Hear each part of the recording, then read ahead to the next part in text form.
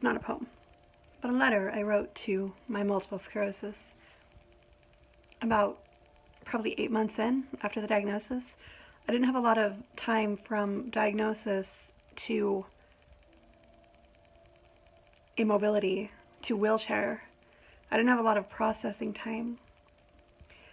I broke my ankle 2 months after the diagnosis, and I couldn't walk straight for a couple months before, couldn't figure it out, and suddenly stopped walking a couple days before the diagnosis, which is why I went into the hospital. I called my, did I get it? Okay. I called my chiropractor over, and he came over and said, this is big and I can't fix it, go to the hospital yesterday. So my friends physically lifted my legs down 3 flights of stairs, took me to the hospital.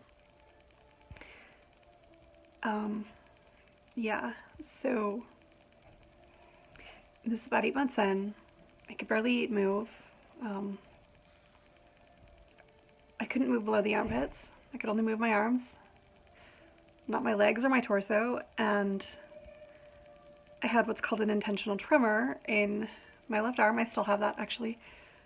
Because I did martial arts as a kid, I learned how to fall before I learned how to fight.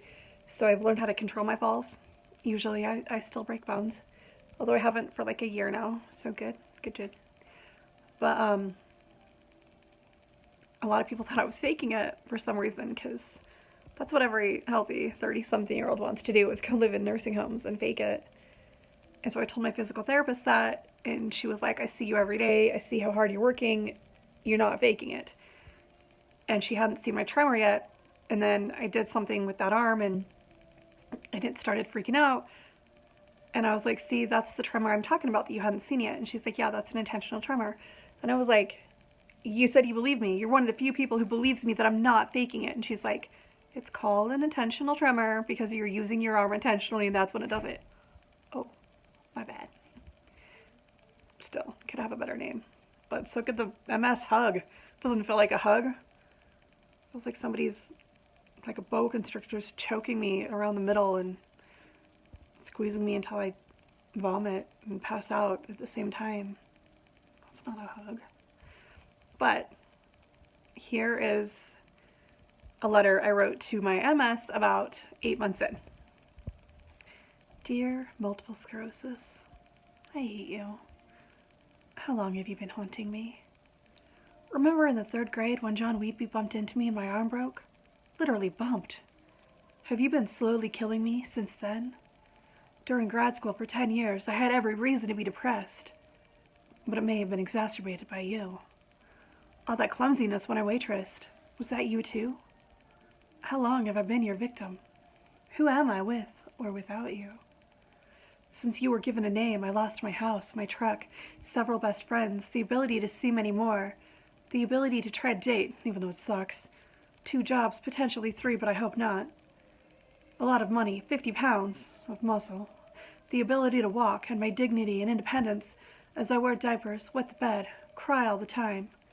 And nearly everyone in several care centers has seen me naked, changing my diaper, or showering, or helping me pee. I can't even wipe my own ass anymore. I've been in and out of nursing homes for 6 months. I put my beloved dog down for way less than this. We call you Yoko Ono because you broke up the band. Even if you left now, you've done irreparable damage. But you won't.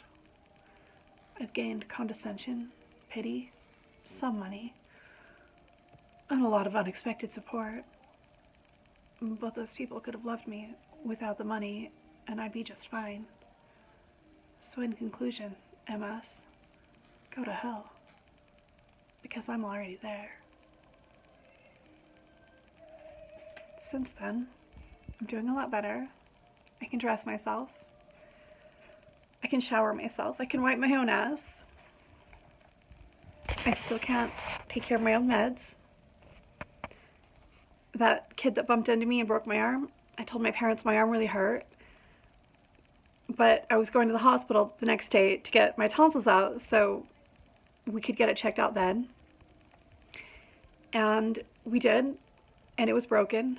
Literally bumped. He yelled sorry as he walked away.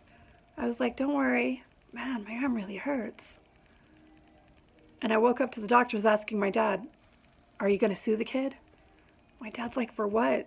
He didn't beat her up. He didn't, like, take her behind the school and beat the crap out of her. He bumped into her. I didn't protect my bullies. Well, sometimes after my mom started making them weed her garden. Yeah. But that was before that point, so in third grade I wouldn't have. I didn't protect him. He literally bumped into me. No, there was no reason to sue him. So I'm doing a lot better than I was when I wrote that letter. I did lose all 3 jobs. I don't do anything any day, all day, except this, and write, and sleep, and